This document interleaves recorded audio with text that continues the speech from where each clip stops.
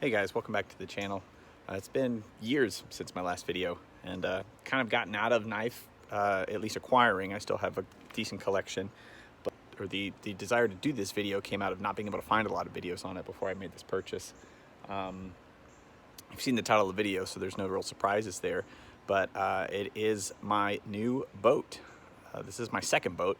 I can maybe put some pictures on the screen of my first boat. I had a little starter John boat that I kind of modded out, put a casting deck in and stuff like that. I do fish, and that was a lot of fun. Perfect one-person fishing vessel, but wanted something that we could do the family on a little bit easier than fitting in a 14-foot John boat. So, you know, my longtime subscribers would kill me if I didn't show you a pocket knife, so let's jump into that really quick here.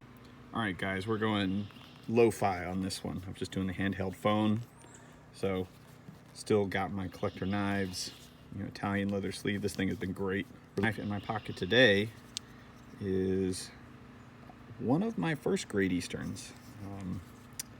This is a serialed, number 17. I think it's 1 of 25, and it's in Mexican. I think it's Mexican Bacote or exotic Bacote. I could be butchering that pronunciation. B-O-C-O-T-E wood. This is a Titty line. Used and loved. This is the Pattern Production Premier. And back in time, had I really thought about collecting, I would have saved this more and not used it as much. But that didn't happen, and now it's just all that easier to use it and enjoy it and not worry about it. Nope, I was wrong. The 76 from 2012. Hard to believe this is almost 10 years ago now. In another year. Pin blade's still pretty new. Haven't used that much. You see the Titusville Iron Works. Great gun stock profile. Clip point blade. Kind of no nonsense. Piece of tape or something on that. That's just in the pocket today. Now we'll move on to the boat. All right, so here she is. It's a Ranger VX1788, 2021. Bought this at Cabela's, aka Bass Pro Shops. First thing I'll say that I never really realized is that all of the boats that they sell there, I think maybe with the exception of Nitro, but I could be wrong, they all fall under the same White River Group company, which is like a subsidiary of the Bass Pro Shop company, or maybe the parent company. I'm not sure which way it works. But for me, I wanted something that was a fishing boat. I'd said like 80% fishing, 20% family. So anyway, I figured without having seen a lot of videos on these when I was trying to research, there's a couple out there. I wanted to give a little more hands-on look through from somebody who's owned it for about a month now. Give you what I like, what I thought could have been better for the price range. It is an aluminum hull boat based on the Ranger Riata kind of series, which was a fiberglass boat, and so they brought this in the aluminum hull line. Aluminum's a little cheaper, which helped with my budget, and I really just like the thick, wide gunnels on this thing, and the fact that I could, run it ashore, at some of the lakes around here. We could get out and swim, and I wouldn't have to worry about punching a hole in fiberglass, things like that. So I like the durability aspect of it. Love the color, and long story short, this last year was a really hard year to buy a boat. Everybody wanted a boat or an RV or anything like that to get out of the house and away from all this COVID stuff. So was planning on buying a different boat that was a little bit less expensive. It was actually a tracker that I was looking at. But that was looking at 6+ months, like putting a deposit down and then waiting 6+ months to actually even see it in person, versus this one showed up in the showroom at my local Cabela's, and decided I was just going to go for it. I like the color, I like the configuration, the options that are on there. So pulled the trigger, and here she is. Tandem axle trailer, and if I'm using the wrong words here, I'm still kind of a noob when it comes to this, but I, on my other boat, actually had a bearing fail. Fortunately not like at super high speed. It was only a single axle, and it was scary. Like I had to get a tow truck. I really didn't like that single point of failure system. So the fact that even at like an 18-foot boat here, we've got a tandem axle, that's great. The Ranger trailers seem pretty high quality. You got pretty decent aluminum wheels here. They have a real easy, kind of quick grease fitting here, so kind of no nonsense for that. Easy to maintain. They do some little touches, little pinstriping here, and there's a coating that they put on here that's meant to help reduce the corrosion and stuff over time. They do LED, lighting, things like that. Seems reasonably well made. I'm no welder, but I mean, everything that I see looks pretty decent. No real complaints there. I do like that the tongue of the trailer here is a swing away. So as you can see, there's a pull here, comes out, and then you can come here, put that pin in, and then you've got your full trailer extension. It can save you a good 3 feet in your garage. I like this grab hold, step up thing. I launch by myself a lot, and that's really nice. Latching system is really nice. Nice quality rollers. They fit the boat well. You've got your safety latch here, and then your main winch. Easy to use. Surge braking system. You don't need a brake controller to run this. I had to learn all about that. I'd never towed a big trailer before. Nice cabling. You got, of course, your 2 main anchor cables, as well as your 7-pin connector. And ouch. Take that thing, I just pricked my thumb on this stupid thing, but here's your pin for your latch. The trailer works great. And then there's a smaller cable here that is like the safety pull, so if your trailer comes loose, it puts the brakes on the surge actuator and hopefully slows your trailer down. You need about 21 feet, a little bit more of storage room to stow this boat, which is why it's outside. I do not have that much space in my garage to do it. You also get a spare tire, forgot to add with this boat. You've got these guiding bunks here, which are pretty good. 2 main bunks down at the back. You get retractable trailer ties, or at least as an option. I would get them if you don't have them. So tight, loosen is a simple push release. And these just come out. When you're ready to do the reverse, get back on the trailer, put it through there, reach down. There's like a second little release here, hold that, and you're good. Click, yeah, nice and tight. All right, so power. This boat has the 4-stroke Mercury Pro XS 150. This is a 4-cylinder motor. Big displacement though, 3 liters or maybe more. It is a 4-stroke engine, so I just run regular ethanol-free gas through here. Runs really nice, cranks right up. I've not really had it long enough. I'm just past the break-in, so nothing crazy. I'm actually not even past the 10-hour break-in. I think I've got about 7.5 hours on there. Pro XS gets you a little bit more low-end torque. I think it revs a little higher on the high end as well, maybe a few miles per hour difference. I'm not sure. You can get this boat in a 175, but I don't think I would really notice the difference in the fuel economy. I can get this fast enough that I'm a little bit afraid, so I can't imagine the more power would help. Gets up on plane really, really fast. Has a really nice Mercury Marine Tempest prop. I did have my first bit of scare on the boat last time out. Got my skeg a little bit. Just hit some clay. It shot up real shallow where there was an old roadbed that used to be there that I wasn't expecting. So got the bottom of the scape out from here down, nothing up here. And then the prop chopped some clay a little bit. You can kind of see a little bit of roughing on the edges here, but overall no damage. But that was a real wake-up call to know where I'm at before I start running. So really enjoying the motor so far. Does come with the boat your transom saver here.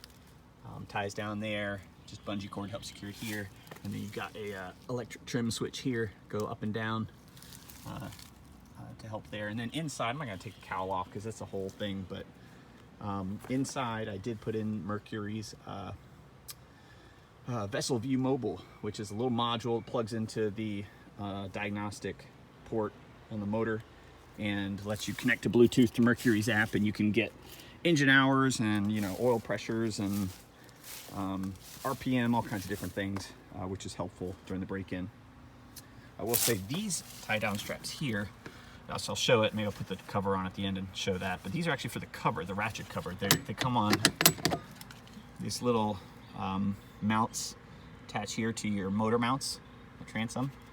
Came installed like this, and then these just have like a little hole where they'll sit there, and then these are the exact same piece of machinery that these are. These ones are bolted down. So these ones you can pull out and attach to your cover, your travel storage cover. I'll show you that later. So as I said, 1788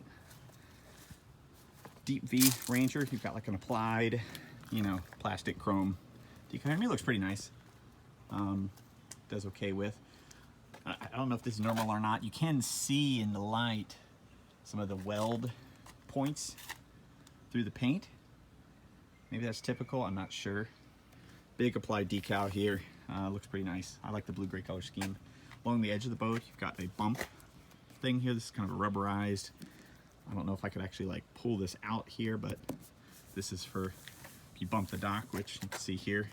That does happen sometimes. I was in rough water the first couple of days, a lot of wind, and that happened. Let's see, go around the front of the boat.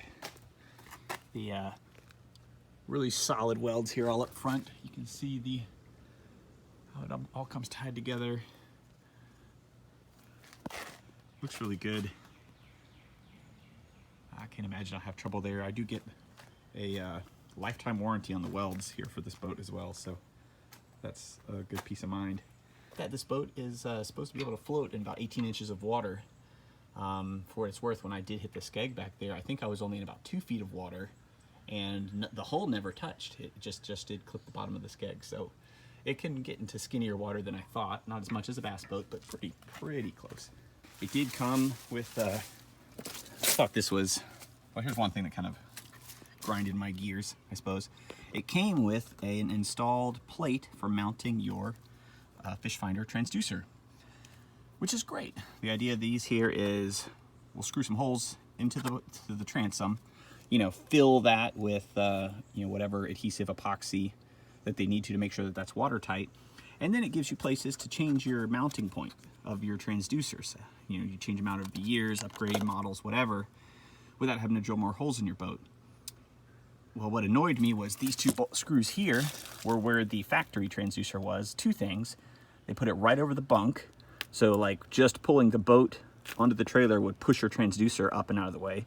So you'd have to reach into the water every time and adjust it. That seems stupid to me. And beyond that, these screws are like 2.5-inch screws, maybe 2-inch screws. Suffice to say, this is like 3/8 inch. So they put a thing here to make it so you wouldn't have to drill holes in your boat, and then they drilled holes in the boat with the factory screws. So that's why they're still in here. They were just using two, you can see these rubber washers to try to seal it. It had an extremely slow leak. You know, I mean, a few cups of water after a day of being on the lake. So nothing crazy, but I did back them out and put in marine sealant to try to even keep that from happening. So a minor thing there, it just seemed lazy. So like these screws I've got holding in my Garmin unit here, these go just as far as the hull, but not actually into the hull, and they hold it just fine.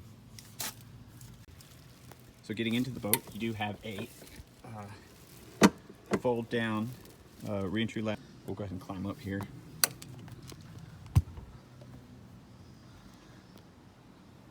Here's a quick shot of the inside of the boat. I just did put on this bimini top today, but it's a lot of room in the boat. You can seat 6 people. So it comes with these 4 swiveling, locking, really nicely upholstered seats. Back here on the aft casting deck, these 2 panels here, get you this view, one here, one on the port, one on the starboard, are flip up jump seats. So flip those up, you can see those. And they work great, pretty comfortable, give you a little bit lower of a spot, and if you don't like sitting up on the pedestal, you sit there. I've not had more than 4 people out on the boat. Usually we'll take these pedestal seats out a little release there, and you can just take the seat out and leave it at home. Makes a really big open deck here in the middle for hanging out, walking around, things like that. I like that Ranger under the seats here. Has some storage compartments. They're not very deep, but they do cover basically this whole square here. So I've got like my tools, towels, extra fire extinguisher, some stuff like that in here. And on this side, I've got my daughter's PFD, my PFD, things like that. Back here, we've got power. So this is the cranking battery, as well as a three bank battery charger. The Mercury does have an alternator, which actually does a smart charge on this battery, monitors the voltage, and the alternator helps charge the battery itself while running, which is a nice addition. 3 seat mounts here. Seems like they'd be hard to use just based on where the motor comes to here. You'd be kind of limited with your trim, so it only would work if trimmed down, but you could still sit back here if you wanted to. This side, another storage hatch. This one I keep the boat dock bumpers, dock lines, rope underneath there, that kind of stuff. The Ranger boats do have a track system in the rails while I'm here. You can see I've got I think these are actually meant for a kayak, a little plastic cleat here that I actually use to tie off my dock bumpers. And you can see that sits in there in the line. So if I want to adjust where this is, I can loosen this up, slide it where I want it to go, tighten it down, just hand tight, and it gets pretty much unmovable. I will say that to get this to work easily, I had to modify it because for whatever reason the Ranger doesn't have a place to put the screw in. So what you do with these is it's these carriage bolts here. And so the way this works is you put the carriage bolt just in here, and then it slides, and then see the square catches. So then you can slide this wherever you need it to, attach your accessory, make them out of angle aluminum, whatever you want to do, and you can move them and you can take them off coming out there. But out of the factory, Ranger doesn't have this hole, so I couldn't figure out how they intended you to get something into the rail. There's no way on the back you can do it. So I ended up drilling it. To do this kind of a drill, you need a bit like this. A metal cutting, I don't know, sort of, it does like little bi-levels. So this goes in here, that's why it's drilled through, and just almost to the widest level. And you just sort of stop when you get it as wide as you need. Makes a nice round circle. Real easy to put the carriage bolts in and get them out. These, got the snap here. They kind of fold up. There is a swivel release on the bottom. And they're nice. I mean, they're comfortable. Probably more comfortable than my office here. Kind of workstation here. You've got deep rod holders here, cup holders. And then these are like kind of tool inserts. They do a lot of this in this boat. This just looks like a sort of a little bit rougher than you might have expected for a boat at this price. But it just kind of looks like this marine board, and they've, rotary tooled or sort of roughly machined in the edges and stuff here. I mean, even the cuts on this, you can see they're just a little bit rough. Not a major, huge deal. It just seemed a little rough for the price point. There's a small complaint there. These notches here are designed for your tools. You can sit them in here. Get them as you need, keep them out of the way. A little place to hold lures or tackle or whatnot. And then for my fishing gear, I don't have a ton. I fit most of my boxes in here, kind of slide into the middle, and they can angle out. Don't know which model of Plano tray this is. Did they say? Model 3650. So I can fit 6 model 3650 trays into this little cubby here. And that works pretty well for my hard baits, spinner baits, things like that. Depends on how many you have. But it's nice, keeps them out of the way.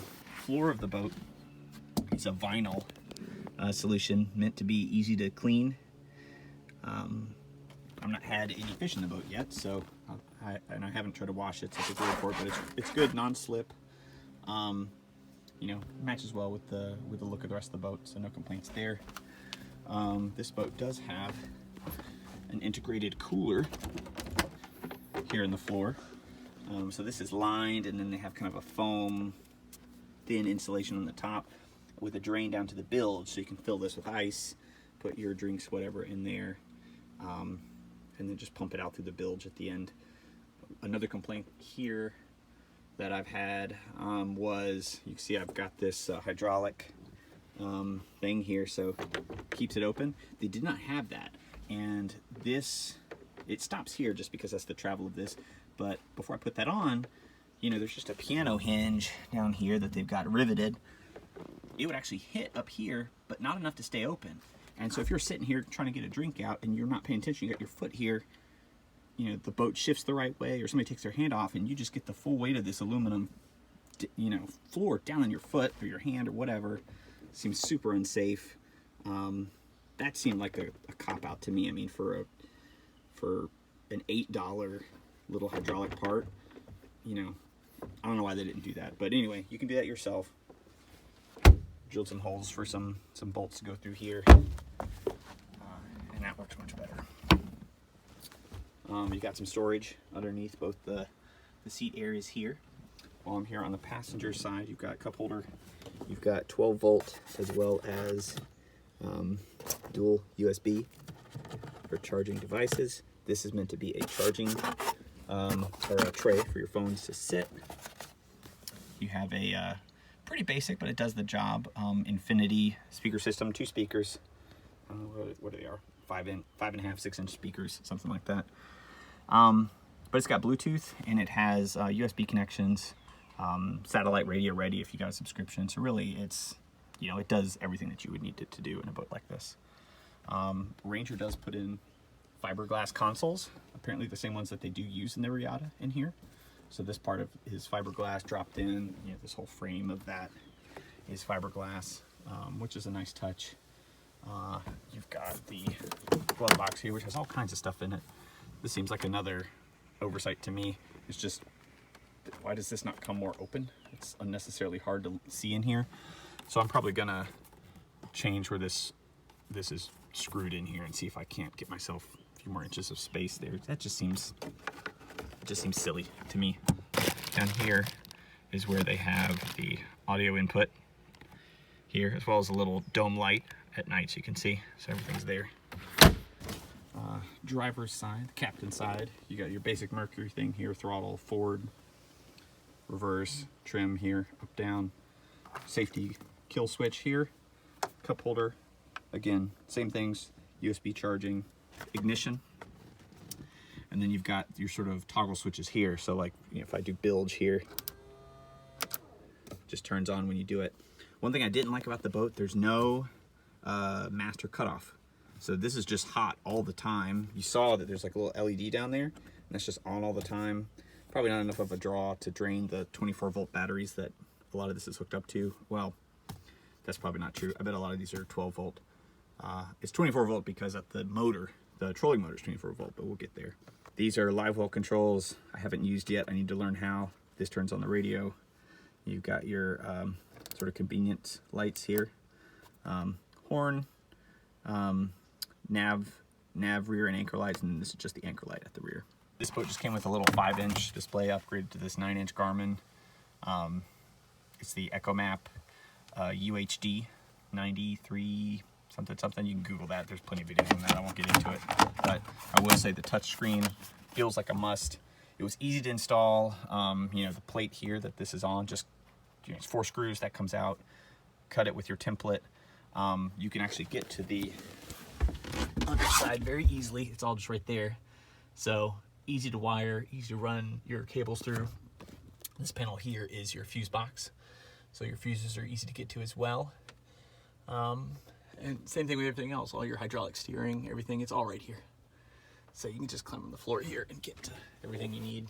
Steering wheel is just a regular, I mean, it's metal, you know, it feels substantial, but just kind of a regular featureless steering wheel. Good grip on it though, can't complain much. I did add this ram mount for my phone. Kind of squeezes your phone in here, holds it steady while you drive. And a pretty straightforward gauge display here. A lot of glare there, sorry. You've got a speed gauge that works okay. This is a trim thing for trimming your motor, seeing where you're at there, so you can learn where you get the best ride at different RPM.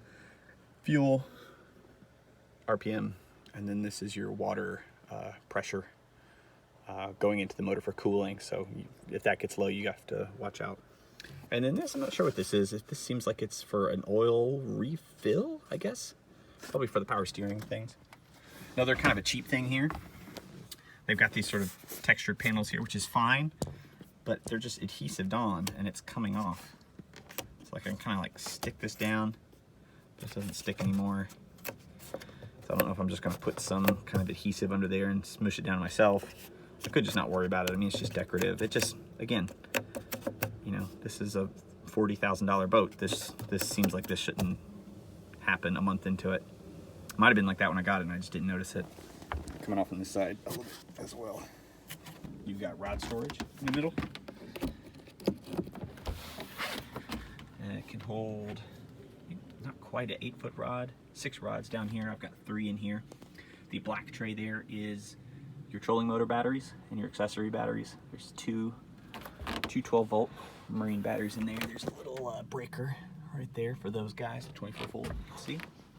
They did put the hydraulics on these. But that's the only panel that they did do that for. There. You've got the curved glass windshield, as you can see. Really no distortion going through there. It's really nice, really sturdy. And it is a walk-through that closes, lines up really nice. I saw some of these where you'd have to like flex them a certain way or whatever, but this one comes together pretty good. And then it just has simple twist things here.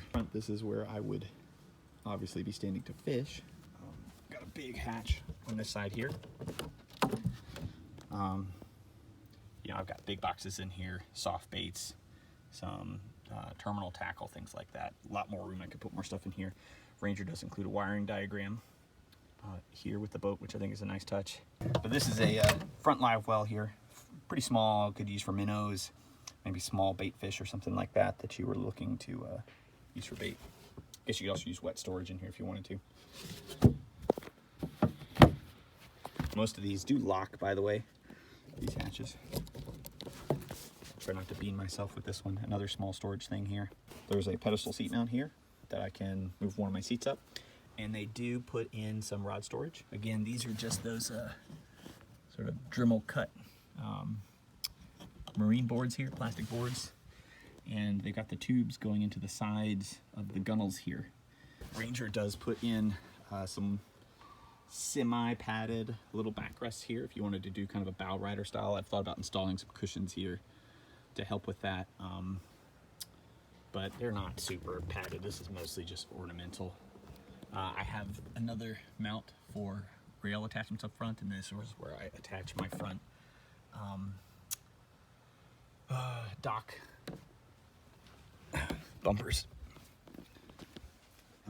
This boat came with the Minn Kota Tarova, which I've really loved. I had an old Minn Kota Maxim on my other boat, and that was a real challenge to work with. It was just a cable driven, real heavy to pick up and pull down. This one, you just push this little release here and then just slide this out and it falls down. It's all digitally controlled, so there's a foot pedal, but it's just, you know, it's just digital. We've got like a spot lock for GPS. This is a heading sensor here. You can do autopilot, where it'll just keep a bearing and handle that for you. As well as this one has an integrated transducer in the end there, so I can take, without having to add more cables, I can take an adapter and go straight into my front Garmin here. Also, I have these Garmin's networked, so this Garmin can use the rear transducer if it wants to. Can use side imaging, which is only on the rear transducer. It lets me see whatever I want from either unit and either transducer anywhere in the boat, which is nice. Just one network cable does it. They make this space here, I think, where you could mount it here. Again, this is just that same kind of board here. I actually had to take this off to route my cables and stuff under there. But to me, if I'm standing, that's just too sharp of an angle for me to see really well. You can see I've got this facing up a lot more, and that works better for me. So I think if it was there, it wouldn't work well, so I just went ahead and mounted it up here. Pretty low profile, doesn't get in the way. You also have your base for your light, your nav light up here in the front. Little tiny tool workstation here, pliers, cup holder, maybe another cup holder, you know, other stuff here. They've got a nice little fiberglass drop-in thing here. Here's another sort of cheapy thing.